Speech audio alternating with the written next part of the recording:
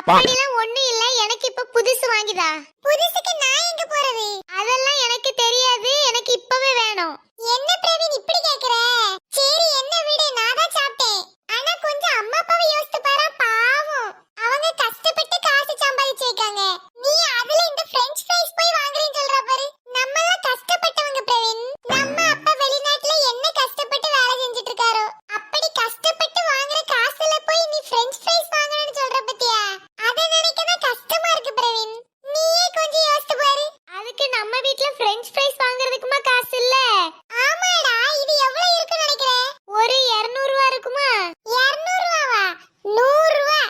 200 விட 100 கம்மி தானே? 100 நான் சொன்னேன், கொஞ்சம் டங்கு ஸ்லிப் ஆயிட்டு. இதோட விலை 1000 ரூபாய். எத்தனை ஜீரோ இருக்குன்னு தெரியுமா? 4 ஜீரோ.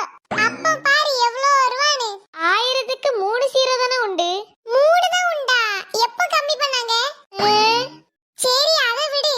அந்த 1000க்கு இது வாங்கணுமா என்ன? நீ சொல்றதும் கரெக்ட் தான். நல்லா யோசி. இந்த இத வச்சுக்க. அப்போ நம்ம ஏழையா? அப்படின்னு சொல்ல முடியாது.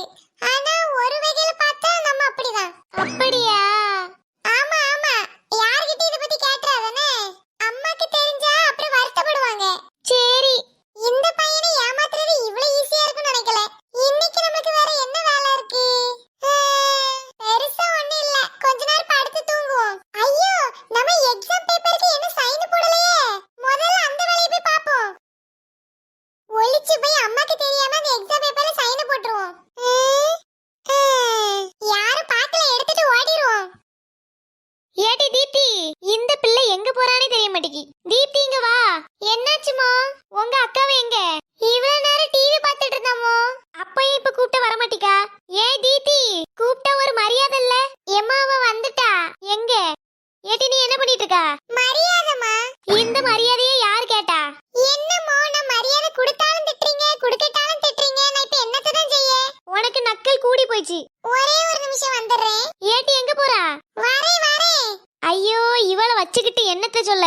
வந்துட்டேன். ஏடி எங்க போனா? அது ஒண்ணு இல்லமோ, கொஞ்ச நேரம் இங்க உட்கார்ந்திருந்தேனா, அதனால வந்துட்டு அதான் போயிட்டு வந்தேன். என்ன வந்துச்சு? உங்க ஆயா. பேசுனதெல்லாம் போதும், போய் சிக்கன் வாங்கிட்டு வா. சிக்கனா? எதுக்குமா? சரி வேண்டானா விடு.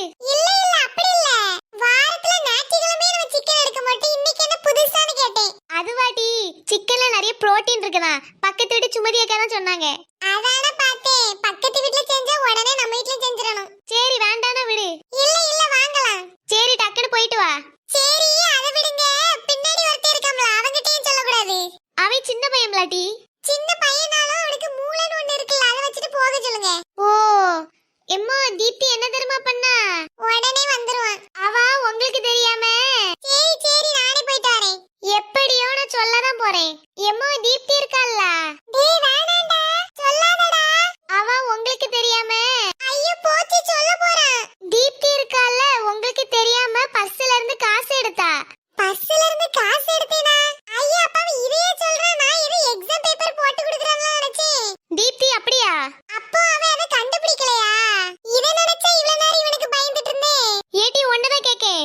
என்னது புரியல? காதுல இருந்து கையிட அப்பதான் கேக்கும். நீயா காசு எடுத்த பர்ஸ்ல இருந்து? ஆமாமோ. என்ன மன்னிச்சிருங்கமோ. மன்னிப்பெல்லாம் உனக்கு கிடையாது. அப்ப நான் என்னதான் பண்ணணுமோ? போய் சிக்கன் வாங்கிட்டு வா. சிக்கன் வாங்கிட்டு வந்தா மன்னிச்சிருவீங்களாமோ?